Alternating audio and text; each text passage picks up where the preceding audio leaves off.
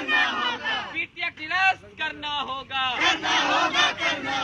PTX रद्द करना होगा। जो सरकार बौद्धों का बात करेगा, जो बौद्धों का बात करेगा, जो बौद्धों का सम्मान करेगा, जो बौद्धों का सम्मान करेगा, PTX रद्द करो, PTX वापस लो, बौद्धों के सम्मान में, बौद्धों के सम्मान में, बौद्धों पे अत्याचार नहीं सहेंगे, बौद्धों पे अत्याचार नहीं सहेंगे। जो बौद्धों का बात करेगा, जो सरकार निकम्मी है, जो सरकार निकम्मी है। महाबोधि बिहार में गैर बौद्धों का शासन नहीं चलेगा, महाबोधि बिहार में गैर बौद्धों का शासन नहीं चलेगा, गैर बौद्धों का शासन नहीं चलेगा। लेकिन बौद्धों का जो मांग है वो मांग जेन्युइन है। उसके मांग को मैं दिल के अंतरतम गहराइयों से समर्थन करता हूँ, क्योंकि जो मांग है वो तार्किक है, वो लॉजिकल है। सरकार के पास इनके मांग को जवाब देने का कोई रास्ता ही नहीं है। आप देखिए कि संविधान बना 1950 में और 1949 का ये कानून है जिससे बौद्ध महाविहार चल रहा है, और 1950 का बना हुआ आर्टिकल का 13 संविधान का आर्टिकल 13 साफ साफ कहता है कि उसके संविधान लागू होने के पूर्व जितने भी कानून है उसे शून्य घोषित किया जाता है। लेकिन 1949 के शासन से, 1949 के अधिनियम से बौद्ध विहार पर वो भी गैर बौद्ध शासन करना ये कहीं से तार्किक नहीं है। और हम सब बिहार से हैं। अब विद्यार्थियों के कानों कानों तक ये आवाज गई है, गली कस्बों तक आवाज ये गई है, दलित शोषित वंचित हाशिए पर रहने वाले लोगों को कानों में ये आवाज गई है। हम सब बौद्धों के सम्मान में अपने विरासत को, अपने धरोहर को बचाने के लिए मैदान में आएंगे, तन मन धन से आएंगे। आने वाले जो अनाउंस है 12 मई को, उस दिन हम लोग बोधगया में चप्पा चप्पा जाम कर देंगे और एक भी जगह नहीं रहने देंगे। शांतिपूर्वक सह अस्तित्व से हम लोग प्रोटेस्ट करेंगे, अपने हक अधिकारों को मांग करेंगे। कहाँ से है आप? हम लोग, मैं बोधगया से हूँ और ये तमाम हमारे साथी हैं जो अलग अलग जगह से हैं। आप लोग पूछिए इनसे कहाँ से हैं। चलिए, एक सवाल और है कि मतलब कि आपके साथ कितने लोग होंगे? हमारे साथ में कोई लोग नहीं है। हम सब अलग अलग बिहार के जिला से आए हैं और यहाँ पे बौद्धों को समर्थन देने आए हैं। सबसे बड़ी बात ये है, क्योंकि हमारे साथ आने से क्या हो जाएगा, जब तक गली गली, हर गांव में, हर जिले में ये आवाज नहीं जाएगी, तब तक आंदोलन में वो वर्चस्वशाली शक्ति नहीं आएगी। तो हमने सबसे कांटेक्ट किया, हमारे सब साथी थे अन्य अन्य जगहों पर, ये दोस्त लोग हैं। इन लोग से पूछिए कि ये लोग कहाँ से हैं और क्यों आए हैं। चलिए, मांग हो रही थी काफी दिनों से कि बिहार के लोग इकट्ठे नहीं हो रहे, मगर मैं उनको ये बता देना चाहता हूँ, सबसे ज्यादा बिहार, महाराष्ट्र, यूपी, जो आसपास के 2 स्टेट हैं, सबसे ज्यादा इकट्ठे हो रहे हैं। अगर तस्वीरें अगर देखना चाहते हैं तो तमाम जितने भी बहुजन मीडिया है, आप इनके चैनल को सब्सक्राइब कर सकते हैं। अब देख सकते हैं कि कितनी भीड़ है और बिहार के लोग कितने यहाँ पे एकजुट हैं। और हम भी बात करेंगे, खासकर युवा है। अब बात करेंगे, हाँ, आप भी स्टूडेंट हो? यस, हम स्टूडेंट हैं। क्या हम अलग अलग जिले से आए हैं सर। के हो? हम सिविल सर्विस के स्टूडेंट। मेरा नाम क्रांति बौद्ध हुआ, मेरा डिस्ट्रिक्ट कटिहार डिस्ट्रिक्ट हुआ। हम कटिहार डिस्ट्रिक्ट से यहाँ आए बौद्धों के समर्थक में। क्या मतलब कि क्या मांग करते हैं? हम बौद्धों को न्याय का मांग करते हैं। कब तक रहेंगे? जब तक समर्थक हम लोग को मिलता नहीं है तब तक हम यहाँ डटे रहेंगे। चलिए, आप बताएं। मैं नवादा जिला से हूँ। मैं 1949 एक्ट को रद्द करने के लिए यहाँ समर्थन देता हूँ और इसको जब तक रद्द किया नहीं जाएगा जब तक हम लोग समर्थन करते रहेंगे। आप बताएं अपने। नवोदय जय भी, मेरा नाम सुनीता कुमारी हुआ है। मैं स्टूडेंट हूँ। मैं बौद्धों को अन्याय के मतलब चाहती हूँ। बौद्धों के नाम जिनका हो गया, पीछे आगे आइए। मेरा नाम रानी कुमारी है, देश जिला से। बौद्धों को न्याय दिलाना। आजादी, आजादी, आजादी, आजादी, आजादी, आजादी,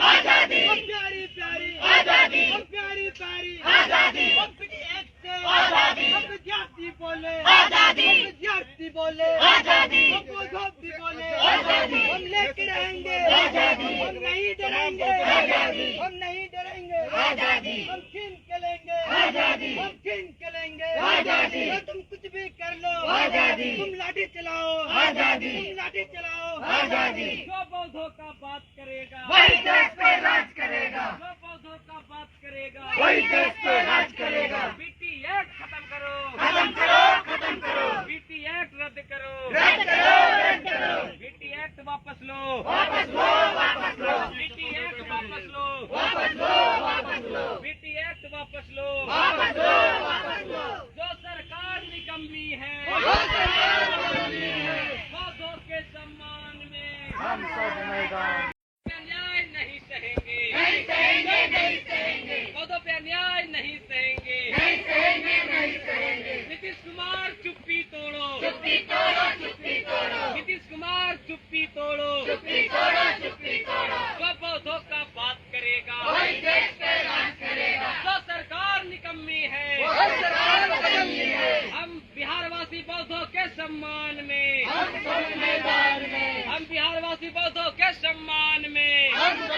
मैदान में, जो बौद्धों का बात करेगा वही देश पे राज करेगा, हम बिहारवासी बौद्धों पर अन्याय नहीं सहेंगे, नहीं सहेंगे, नहीं सहेंगे, हम बिहारवासी बौद्धों पर अन्याय नहीं सहेंगे, नहीं सहेंगे, नहीं सहेंगे, बौद्धों पर अन्याय नहीं सहेंगे, नहीं सहेंगे, नहीं सहेंगे, बीटी एक्ट खत्म करो, खत्म करो, खत्म करो, बीटी एक्ट रद्द करो, रद्द करो, रद्द करो, काला कानून वापस लो, वापस लो, वापस लो, काला कानून वापस लो, वापस लो, वापस लो, बौद्धों को न्याय देना होगा, देना होगा, देना होगा, बौद्धों के साथ अन्याय नहीं सहेंगे, नहीं सहेंगे, नहीं सहेंगे, अरे हम भी बोले आजादी, अरे तुम भी बोलो आजादी, अरे प्यारी प्यारी आजादी, अम्बेडकर वाली आजादी, पेरियार वाली आजादी, पेरियार वाली आजादी, प्रतिभा फुले वाली आजादी, सावित्रीबाई फुले वाली आजादी, गौतम बुद्ध वाली आजादी, गौतम बुद्ध वाली आजादी, बेटी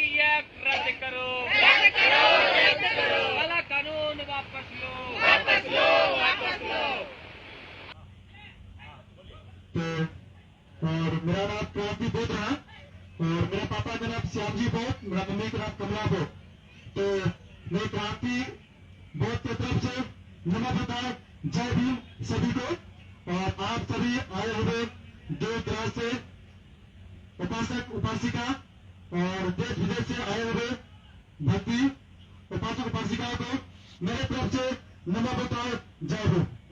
साथियों, आज मैं बता दूं कि आज 11 अप्रैल 1827 को ज्योतिबा फुले का जन्मदिन हुआ था और वही एक महिला और वही एक पुरुष थे जो कि शिक्षा का दीप जलाया था।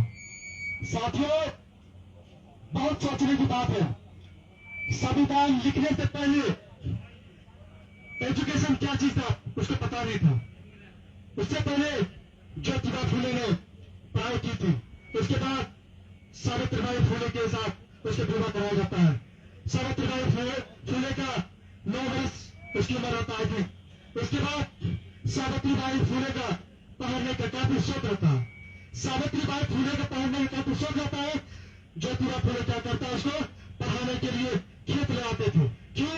क्योंकि वो ज्योतिबा फुले खेत में काम करते थे। जब वो खेत में काम करते थे तो उसको वही पढ़ाते थे। क्यों? क्योंकि घर में पढ़ाने का महिलाओं को अलाव नहीं था। आज हमारे महिला जितने भी है, भाई बहन दीदी माता पिता, आज जो पढ़ रहे हैं तो ज्योतिबा फुले कहते हैं, सावित्रीबाई फुले कहते हैं। तो मैं बताना चाहता हूँ साथियों कि ज्योतिबा जो फुले है, जब वो पढ़ाई करती थी, सावित्रीबाई फुले जब पढ़ाई करती थी, जब उसको ज्योतिबा फुले के पिताजी को जिसे पता चला, उसको घर से निकाल दिया जाता है। समाज के इसे ताना मारता है उसके पिताजी को कि महिलाओं को आपके घर पर पढ़ाई करवाता आपका लड़का, ये आपको इलाज नहीं दिया जाता है। आप क्यों पढ़ाते सो? महिलाओं को पढ़ने का अधिकार नहीं है। उसका पिताजी ज्योतिबा फुले, उसके पिताजी पूरा तनाव के कारण उसको घर से निकाल दिया जाता है। जब ज्योतिबा फुले और सावित्रीबाई फुले को घर से निकालता है साथियों, तो वो भटक जाता है। चाहते जाते जाते रहते कहता है ना, अगर मंजिल आपको अगर चाहते हो तो पूरा कायनात आपको तुम्हारी लग जाएंगे वो चीज करने के लिए। वो जब निकल गए थे फातिमा शेख कि वहां वो जाते जाते फातिमा शेख मिली थी, उसने बताया, उसके बर्ताव मिला, उसे प्रतिमा सेठ ने उसको अपना कमरा खुद दे दिया था। आप लगा रहे हो और यहाँ से आप पढ़ा बच्चे को, उसने साथ रह के पढ़ाई करके बच्चा को पढ़ाती थी, महिलाओं को पढ़ाती थी। महिलाओं को पढ़ाने के दरमियान 1848 से पहला स्कूल प्रतिमा सेठ यहाँ खुली थी। बहुत गर्व की बात है। अभी पहला स्कूल वहां खुलने के बाद तब जाके अभी हमारे महिलाओं ने कदम से कदम और कंधे से कंधे मिला के आज हमारे बोर्ड टेम्पल में या कहीं पर भी सहयोग करते हैं। साथियों, आजकल मैं बता देना चाहता हूं कि ये हमारे समाज के साथ बहुत दुर्घटना घटना चल रहा है। बेची यूनिवर्सिटी में एक लड़का शोभम सिंह ने, क्या नाम है उसका नाम, आई थिंक मैं भूल रहा हूँ, शोभम सिंह नाम है शायद, उसको 8 बार नेट क्वालिफाई करने के बाद उसको पीएचडी में उसको एडमिशन नहीं दिलाता है। आप लोग जानते हैं साथियों, ये बहुत पुरानी घटना नहीं है, ये कुछ दिन का घटना है। उसको पीएचडी में एडमिशन दाखिला नहीं देता है। क्यों नहीं देता है जानते हैं? क्योंकि वो छोटे जाति बिलोंग करते हैं। वो नहीं चाहते हैं कि छोटे जात के बच्चे पीएचडी करेंगे। साथियों, अगर छोटे जात के बच्चे अगर पीएचडी करते हैं तो बहुत कुछ अच्छा कुछ कर लेंगे। अगर पीएम, कलेक्टर, जज बनते हैं तो बड़े बड़े घर के लड़का, बड़े बड़े घर की लड़कियों उसके सामने जी हजूर नहीं करेगा। परिणाम से गुरु जी नहीं करना पसंद करता है, उन लोग सिर झुकाना पसंद करता है, सिर उठाना पसंद नहीं करता। साथियों, आज मैं बता देना चाहता हूं, अगर आज इस तरह का संविधान लिखा हुआ वजह से मतलब इसको टॉर्चर किया जा रहा था, संविधान होता हुआ, संविधान जब नहीं लिखा था बाबा साहब अम्बेडकर, उससे पहले बाबा साहब को क्या दशा दिखाता होगा। उसको तो पानी पीने का अधिकार नहीं था। अम्बेडकर साहब ने कष्ट करके पढ़ा था। आजादी रहने के बावजूद भी, आजादी मिलने के बावजूद भी हम लोग को इस तरह के गलत संगति के साथ अभी भी हम लोग को गलत नजर देखा जाता है। तुम एससी से हो, तुमको पानी पीने का अधिकार नहीं है साथियों, तुमको अच्छे जगह बैठने का अधिकार नहीं है साथियों। आज जो मैं जिस मंच में भाषण दे रहा हूं या जिस मंच में मैं बता रहा हूं, जिस मंच में मैं अपना बात को कह रहा हूं, आप लोग भी बहुत मुझे गर्व की बात होता है। अम्बेडकर साहब गौतम बुद्ध को पुणे में वो विचारिए थे, सब किताब हर धर्म को पढ़े थे, एक ही धर्म थे, तो वो धर्म नहीं हो, धर्म है साथियों।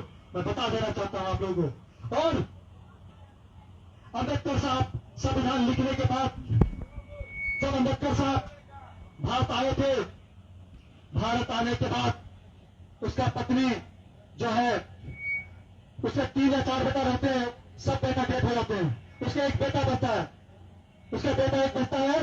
तो उसके बाद अम्बेडकर साहब ने वहां अपने पत्नी को कुछ कहती है कि भीमा भाई, आज ये मेरा बेटा भी चला गया, मुझे कोई गम नहीं है, मुझे कोई गम नहीं है। अगर मैं आज यहां रुक जाता हूं एक बेटे के लिए, तो मेरे लाखों बेटे मेरे पूरे प्रॉपर तरीका से कुछ कर नहीं पाएंगे, अच्छा नहीं हो पाएंगे, गुलाम लाखों साल तक अभी भी गुलाम रहेंगे। बहुत दुख की बात है साथियों, क्योंकि अम्बेडकर साहब के 4 बेटे उसके डेथ हो जाते हैं। वो चाहने से LLB किए थे, वो चाहने से जॉब करके अच्छा फैमिली के साथ सेटल होकर रह सकते थे, लेकिन वो ऐसा सोचे नहीं थे, वो ऐसा नहीं सोचे थे, इसलिए नहीं सोचे थे। वो जानते थे संविधान लिखने का मौका हमको मिला है, अगर हम ये मौका गवा देते साथियों, तो ये चाइना की दुनिया है, संविधान लिखेंगे कुछ और कहेंगे कुछ और। संविधान लिखने के बावजूद भी संविधान को मिटाने का काम कर रहा है। हम बता दूं, प्रोटेस्ट जब स्टार्ट हुआ था 12 तारीख से, हम लोग 12 तारीख से वहां पे 9 टन से वहां पे थे और नाइट भी वहां रुके थे हम लोग, और हम लोग को धमकाया भी गया था कि तुम लोग यहां रहते हो, तुम नीति पर कुछ कर देंगे। हमारे लाला जी ने भी कहे थे पोस्ट वॉर हम लोग से नहीं होगा, अगर कुछ करते हैं तो पहला वार हम लोग से नहीं होगा। मैं बता दूं, अगर कुछ करते हैं पहला वार हम लोग से होगा, तो हम लोग चूड़ियां पहन के नहीं बैठे साथियों। मैं बता दूं कि हम लोग यहाँ पे चूड़ियां बैठते नहीं पहन के बैठे हैं। अगर पहला बार उसके तरफ से होगा तो दूसरा बार मेरे तरफ से होगा। हम लोग ये संकल्प लिए थे कि हम लोग वहां रहना है। 10 दिन हम लोग वहां रात रुके थे, के साथ हम लोग वहाँ पे क्लास भी हम लोग करते थे। हम लोग का मोरे हायर सेकेंडरी में क्लास नहीं करके हम लोग वहाँ 10 दिन क्लास करते थे, पूरा 3 क्लास करते थे। क्लास करने के दरमियान हम लोग पूरा दिन 8 बजे क्लास लगता था, 3 बजे हम लोग रूम जाते थे, तो नहाते धोते थे, कुछ फिर खाते थे। फिर रात में हम लोग पढ़ाई करके 7 बजे आते थे, जितना भी टेम्परेचर है हम लोग साथ बात करते थे, अच्छा से शेयर करते थे, ये चल रहा वो चल रहा, और आपस में डिस्कस करने का बताते थे कि अब हम लोग का आगे प्लानिंग बहुत ही डेंजरस मैटर है, अब आगे क्या होगा क्या होगा। इस बार हम लोग आगे में डिस्कस करने के बावजूद भी बात तो रखते थे।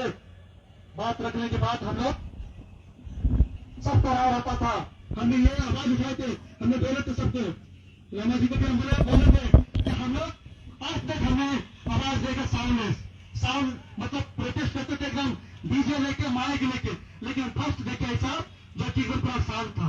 हमें ये कैसे होगा, how to it possible, I think that this is not possible because this is a silent things, it is not possible. अगर जैसे मैं बोल रहा हूँ रैली निकालते तो ऑब्वियसली बात हजारों आदमी देखते, जैसे हम लोग रैली निकालते रहे हजारों आदमी देखे, बहुत सारे आदमी ने कमेंट किए, क्या जय कैसे कमेंट करेंगे जय श्री राम करके, क्योंकि उसको पता था, उसको अपने आदमी है, लेकिन उसको ये पता नहीं है कि हम किस डायरेक्शन में जा रहे हैं।